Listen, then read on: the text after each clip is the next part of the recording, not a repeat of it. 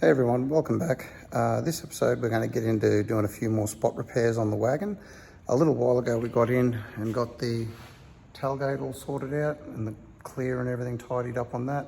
New channel for the window glass so it wouldn't drop out into the bottom anymore. So while it was sitting here, because there's no room to store it at home because we've got Dylan's car in pieces, while it's been here we've noticed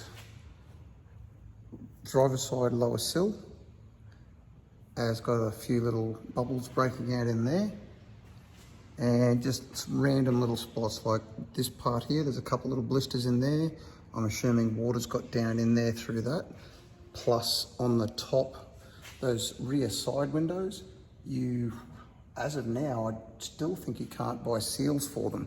So they've never been out of the car. So there was a little bit of bubbling in there when I first bought the car years ago, and because you couldn't get seals, we never took the glass out, so it was never a 100% repair.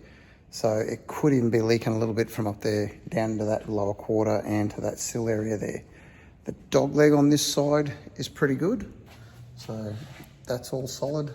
Doors on this side are all solid, even though they're a little bit wavy, so we're going to address that too. The driver's side front fender, lower, has a couple of little blisters in there. We're going to sort that out with a patch. And again, some little shopping trolley dings and stuff like that from over the years. Now, that's probably about the worst of it on the car, other than I saw something on this side, on the passenger side a while ago. Where is it? Not there. Oh yeah, here we go. The dog leg on this side has got a few little blisters. I know that was a sketchy repair that I uncovered when I first did the car probably 15 years ago.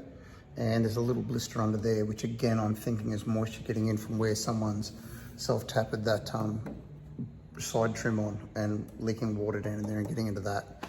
But rear quarter on this side, all solid. So we're not gonna have to touch anything up there.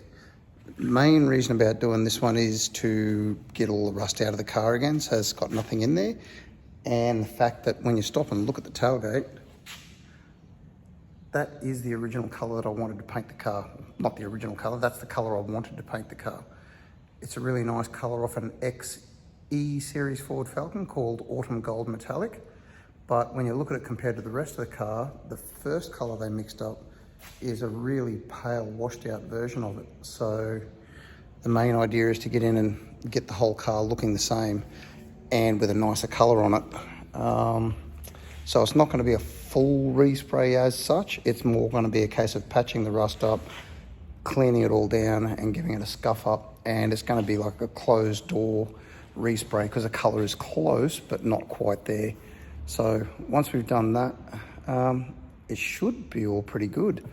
I'll probably reshoot the roof in a slightly different pearl white than what's on there, just because after doing Frank's Fairlane, I really like the colour of the pearl that was in that, and I've got a little tiny bit left over, which will be more than enough for the roof and the sun visor.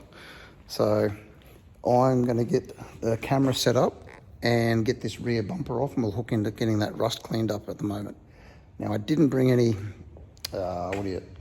any tripods or anything with me, so I'm gonna have to try and find somewhere to rest the camera for you. So I'll get this bumper off and we'll get into it. Okay, so we've got the rear bar off. Now, before we start getting into the paint out here, you can see, get a light on here, you can see the inner guard or the inner drop box or whatever you want to call it for the lower quarters. They're still all factory original and really solid. So there's nothing going on there on either side. So hopefully we're all good and we're lucky and it's just the outer sill on the one side that needs a repair. So as we can see through there, that one's actually broken, and those have all been like that, honestly, for probably about a year or so now. And there's a couple of little ones starting in here. So we're going to get in and strip the paint off where that stone guard was on the lower, take all that off and see what's under the stone guard, and we'll go from there. Okay, so we're going to get into this one with some 40 grit paper on the DA and see what it uncovers.